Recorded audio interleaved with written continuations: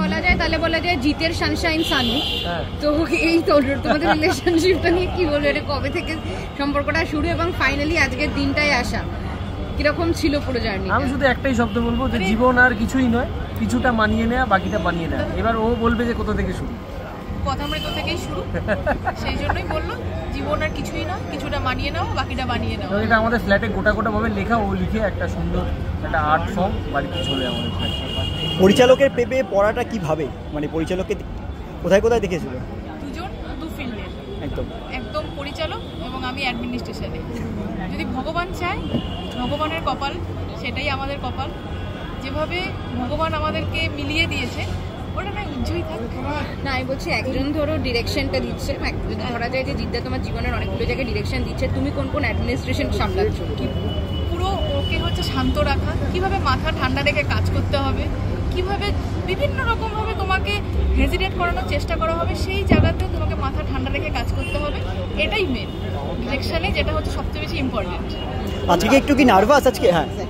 হ্যাঁ নার্ভাস তো বটে, কারণ অন্যদিন আমার কন্ট্রোলে সব কিছু হয়, যেটা আমি বলি সেটাই হয়। সিঁদুরদান আগে হতে পারে, বলে এটা লেফট ওভারে পরের দিন হতে পারে, যা হবে আমার হবে, এটা তো আমার হিসেবে পুরোটা হয় না। তো সেই জন্যই একটু নার্ভাস, কী হচ্ছে, কীভাবে হচ্ছে না হচ্ছে, আর এত নিয়ম সত্যি জানিও না। এই দেশে একে অপরকে প্রথমবারের জন্য দেখা,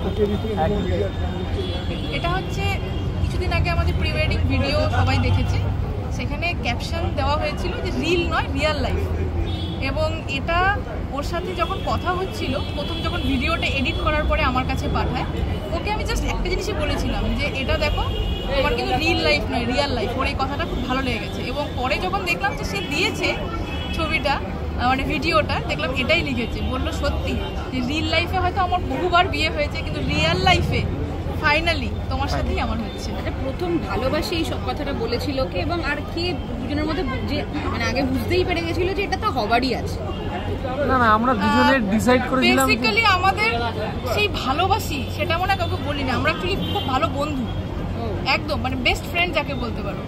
বন্ধুত্ব থেকে এই ভালোবাসাটা, বন্ধুত্বটাকে আমরা এগিয়ে নিয়ে গেলাম।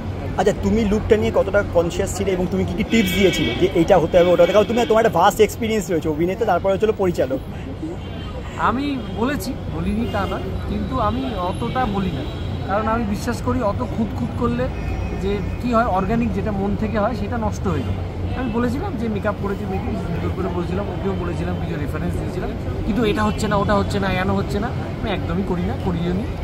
যেটুকু বলার ততটুকুই বলেছিলাম, তার জন্যই এটা। যদি আপনাদের ভালো লাগে, আমার তো ভালো লেগেছে, আমার যদি আপনাদের ভালো লাগে তো কি বলবে?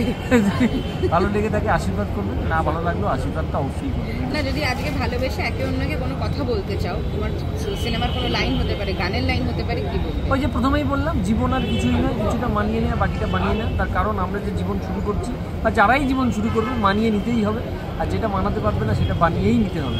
এর থেকে বড় কথামৃত, এর থেকে বড় অমৃত কথা আর কিছু হতে পারে না। এই জন্যই ছবিটা বানিয়েছে।